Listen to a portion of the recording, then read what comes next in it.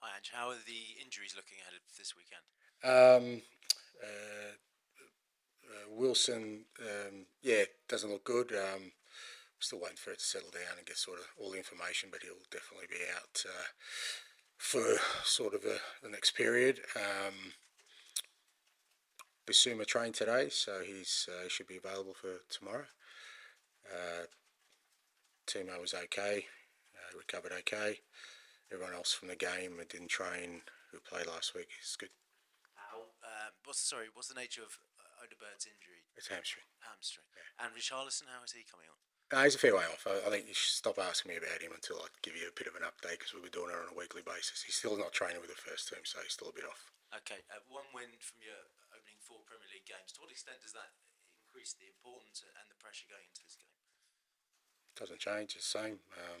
Whether you win the first four, I hate to think you're going to this game thinking you can lose it. I think you try and win every game, and we're at home, and we've also played well in those four games. So that's the first thing. We've got to perform as we have been, and as I said in the league, that performances have been really consistent in terms of dominate games, but we haven't really got the reward for our dominance, and that's the area we're kind of still trying to focus on in terms of in that front third to make sure we get rewards for our good play. You go into a period now where you'll play 5 games in just over 2 weeks. How important do you think this period is? I think that's going to be our period for the next, it's probably till the end of January, so we kind of planned for that. This is probably the shortest in terms of turnaround because it's a Sunday, Wednesday, Saturday. Most of the others are kind of Sunday, Thursday, Sunday for the most part, so probably a day less in this little three-game stretch. But yeah, it's the good thing is we've got some game time into some guys on Wednesday night who hadn't played for quite a while, so they're ready and available should we require them, and I think that's going to be the key for us, the ability to sort of bring guys in who are fresh but also have played recently.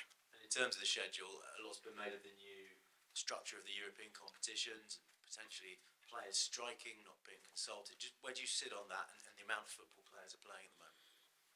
I think I said last week, I think it's something that needs to be looked at. It's not just, obviously it's not just club football, it's international football, it's a requirement. It's as much about, how much recovery players get even between seasons. I think that's where the biggest problem lies for me anyway, is that, you know, if you give players enough time to recover between seasons, then it gives them a better opportunity to play the games that seem to be in the schedule now. But it seems like that the windows of recovery for players are getting smaller and smaller, and I definitely think that's an issue.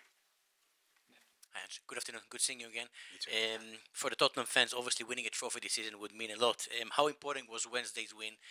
Also in terms of the spirit after the result against Arsenal last weekend. Yeah, it's important. It's always important. You kind of know in a cup competition, if you don't win, you don't progress. So that's the first thing. And obviously, progressing to the next round is great.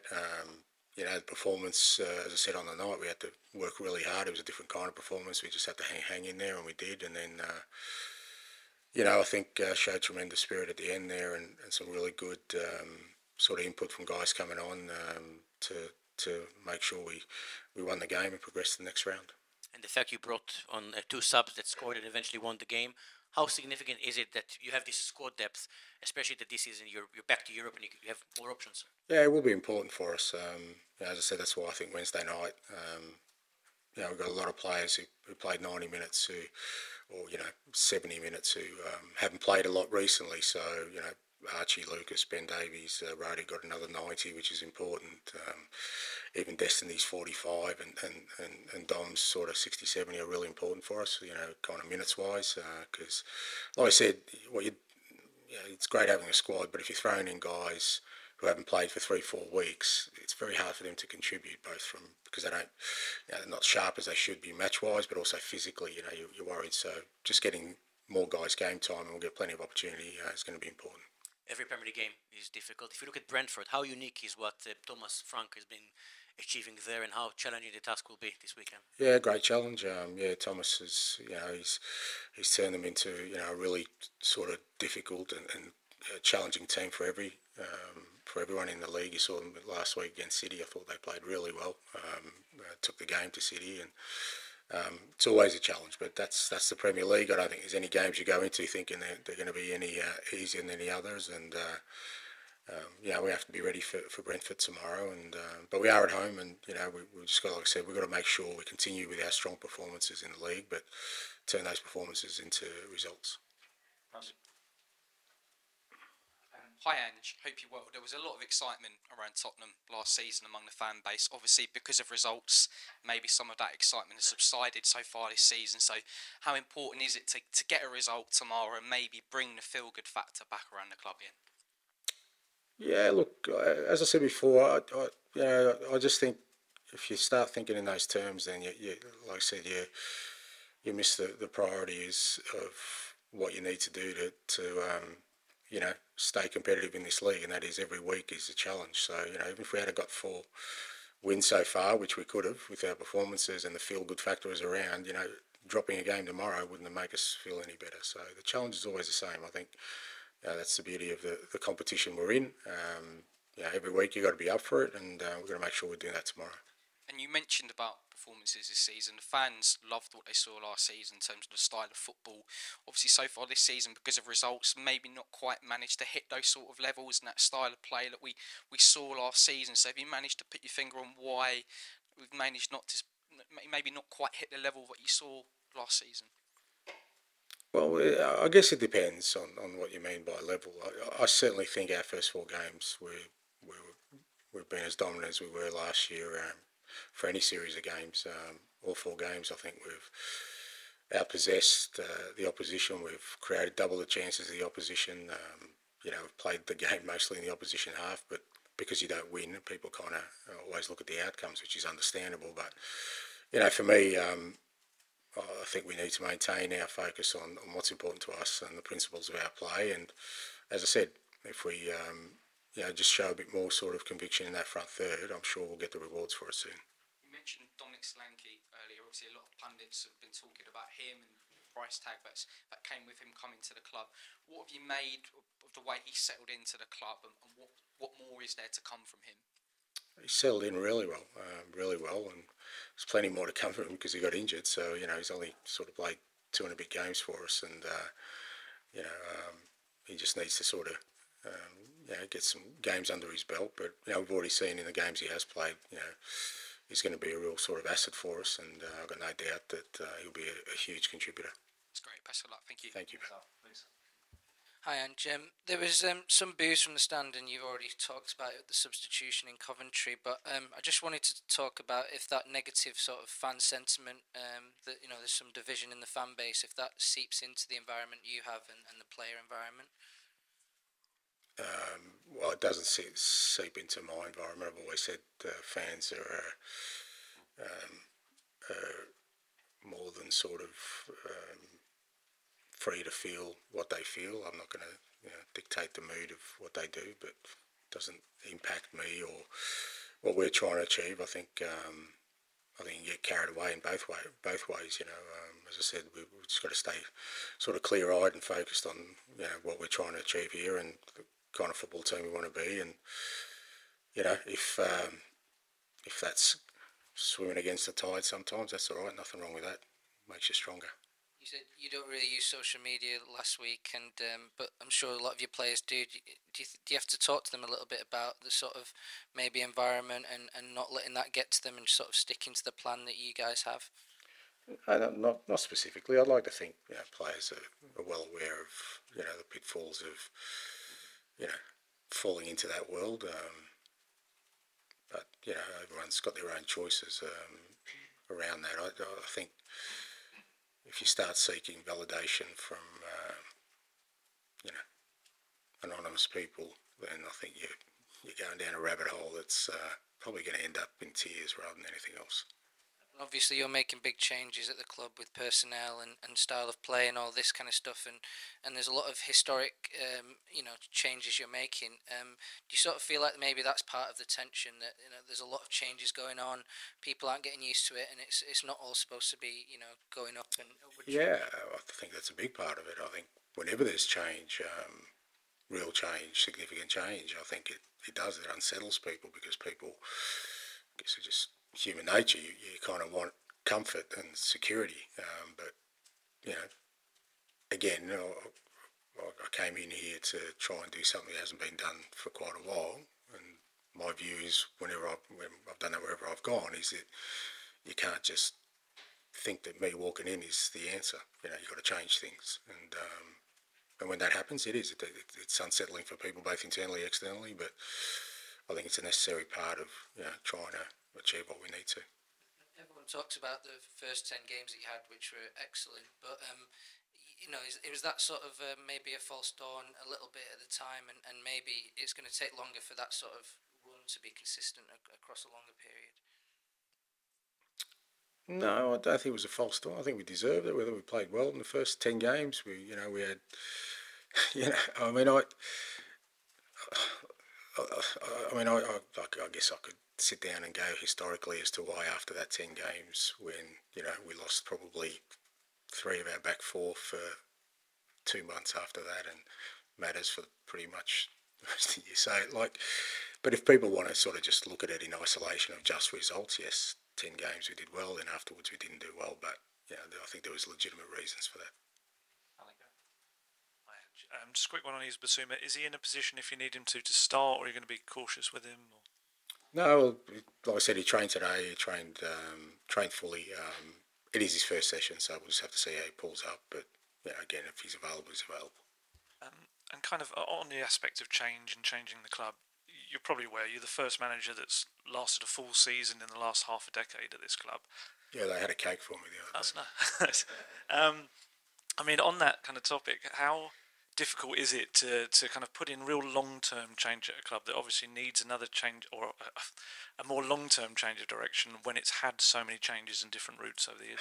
Look, it's not difficult for me, because that's how I've always worked. I keep saying, I know I'm not going to be here forever, but I work like I will be, and I make changes that I think are going to set the club up for success for a sustainable period. So every decision I make is along that backdrop. But sometimes I think if you sort of get caught in this kind of timeline scenarios, I just think you end up making results that potentially, okay, short term might feel good, but long term you're not going to get to where you want to. And that's all I'm interested in. I just want to, like I said, my brief and my focus and my ambition is to bring success.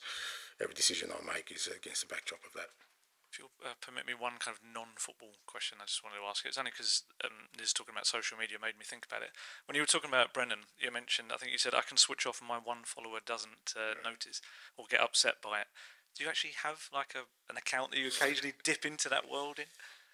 No, I don't. Look, there was years ago. I used to be on just generally because I liked the information that I was getting initially, especially through Twitter, as it used to be called. I thought it was a great resource for information. There was some pretty smart young people on there as well, especially around the football analytics and stuff that I used to get excited about. But it went downhill pretty quickly. And to be fair, the last 2-3 years, I just don't look at it anymore. I just don't think there's any use in it for me anyway, in my life. And my one follower is gutted about that. James, please. Hi, Ange. You talked a lot about efficiency in the final third and needing to improve that. I know it's only been a small injury for Solanke, but how disruptive has that been sort of to your planning? Well, it has on the back of Richie not being available either, because I mean we were kind of working on, we thought Richie would be available round 1, and then he's had the setback obviously, which has put him out. So that hasn't helped us, because like the whole plan was to have kind of 2 really robust strikers who could really give us a real threat up front, and with both of them out, it's kind of made it a little bit difficult. We've had to juggle things a little bit. Played Sonny through there, played Decky through there, Kulusevski through there, so it hasn't been smooth. But again, I'm hoping that's sort of behind us now. Bit of luck. And obviously, he came in for a big fee, club record, 65 million. Is that an adjustment that he'll have to make to sort of deal with the expectation that comes with that? Yeah, I don't know, because it's people were just so quick to judge, mate. It's a small sample. The guy's played less than 2 games for us. I mean, if he's gone 15 games without a goal, then I can answer that question. Or 15 games and he hasn't really contributed, or he's down. But I just think take a breath, do a bit of yoga, just think about the world for a second, and then make an assessment after that. We don't have to rush to judgment all the time, because the alternative is he may have got off to a great start and was fit and scored in all 4 games and he's flying, and then goes through a patch like all strikers where he doesn't score. And I just don't look at those things. What I look at is he's come in, he's fit in really well, but obviously and quite logically he's picked up an injury that's disrupted the way he probably wanted to start his career. But we've still got plenty of time for that. That idea of taking a breath and doing a bit of yoga, do you think that applies maybe to the perception of the whole team as well? Do you think there's been a bit of an overreaction to the first sort of 4 games? No, I think it's like I've said a few times, just the way of the world today. I think people would rather be first to make a judgment, even if they're wrong, rather than wait for somebody else. I think just the way we live our lives these days, that there's far more judgment than sort of real reasoned opinion or analysis. But that's just the way of the world, so you've got to live with that. But, did you ever look at him before you went to No, we did look at him, but I mean, the reality is, and I think I've said that Dom was the one I wanted, and it's kind of, we took pretty much the whole summer to get him in, because he was the one that kind of fit the profile of what we were looking at the time. Thank you. Next section with George, please. Hi, Ange. Just going back to Dom, obviously he hasn't been here very long, but I guess strikers, they do want that first goal. Do you still sense kind of a calmness in him, and he's not sort of, doesn't feel sort of over anxious about trying to get that first goal and get away? No, like I said, he's just played a couple of games, not even 4 games. So no, I haven't sensed that. I don't sense that. I think in his mind, he just wants to be in a good physical condition so he can contribute. That's where he's at, and that's where we're kind of the space we want him in. And like I said, hopefully, he gets a bit of confidence out of the game time he got during the week, and builds on that tomorrow. And I'm sure as the season goes on, he'll be a real strong contributor for us. And you mentioned the Wednesday game. You made the 8 changes, and you explained afterwards those 8 players, I guess, needed the minutes. Now they've got the minutes, are we sort of less likely to see as many changes during the Europa League and the Carabao Cup going forward? Just depends how we're going. Like I said, it was a bit different this week because we got a day less than sort of Europe is Sunday, Thursday, Sunday. So this is Sunday, Wednesday, Saturday. So with a day less, and so that's quite significant because Wednesday to Saturday, there are guys who had to train today who played the other night, the day before a game. So we're always going to try and make as many changes as we could Wednesday night just to protect the lads, but also get some game time with the guys. So, but it'll be sort of horses for courses. We'll see how we're going through the next period. And I'm sure you saw overnight Graham Arnold's left his role as the Australian manager. I assume you're not going to put your name in the ring, but just generally, what did you make of that decision? Yeah, I'm not really close to it, but he's had a really great stint as national team boss. He took him to the World Cup, got the best ever results in the World Cup. So and I think for anyone sort of when you manage your national team, it's a proud moment. I'm sure he's proud of his achievements, but like all of us, he passes on the baton now to hopefully somebody who can take the nation forward.